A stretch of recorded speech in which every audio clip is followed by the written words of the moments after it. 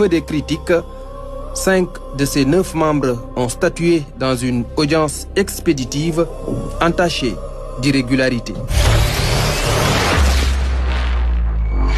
Le président de la Fédération tunisienne de football, Moez Ben Tahar Nasri, est membre du jury d'appel en violation de l'article 13 des textes de la CAF.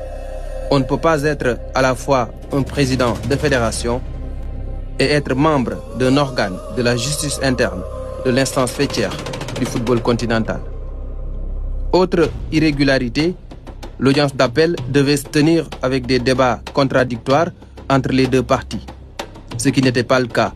Le jury d'appel a encore violé les textes pour exécuter une commande.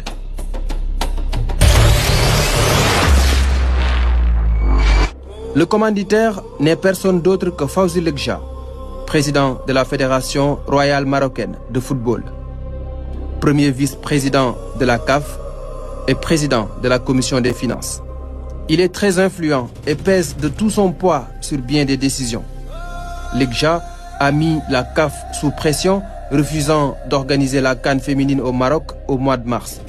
Un chantage qui a porté ses fruits. Maintenant, les décisions se prennent suivant ses humeurs.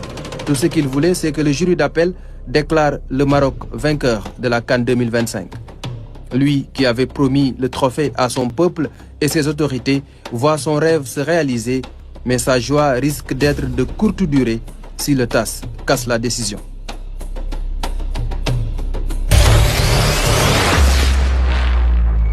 Au-delà de Fawzi Lekja, un autre homme du système tire les ficelles dans l'ombre. Il s'appelle Veron Mozengo, secrétaire général de la CAF. De nationalité suisse, originaire de la République démocratique du Congo. Ancien membre du département juridique de l'UEFA, grand ami d'Infantino, qu'il a imposé à ce poste stratégique pour gérer à distance tous les dossiers. Il a la haute main sur l'administration de la CAF, faisant la pluie et le beau temps.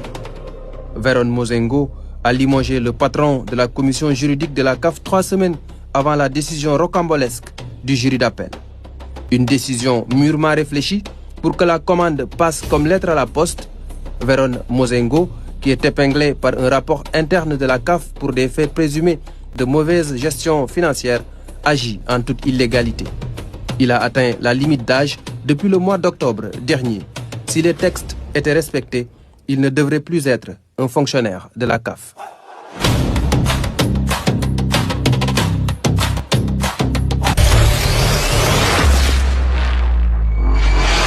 Si toutes ces irrégularités et injustices sont notées, c'est parce qu'il y a des complicités pour faire plaisir à Fawzi Lekja et au Maroc. Les parrains n'ont jamais dénoncé ce qui se passe. Le premier, Patrice Motsepe, président de la CAF, est un ami du Maroc. Le milliardaire sud-africain est actionnaire de référence à Sanlam Maroc, qui intervient dans le domaine financier et de l'assurance. Cela à travers sa holding Ubuntu Botro Investment. Il a, comme qui dirait, délocalisé le siège de la CAF à Rabat. Quasiment toutes les réunions se font là-bas. Le Caire, siège officiel, passe au second plan. La proximité entre Motsepe et Lekja est un secret de polichinelle. Il ne refuse rien à son ami. L'attitude de Motsepe lors de la finale montre qu'il supportait le Maroc.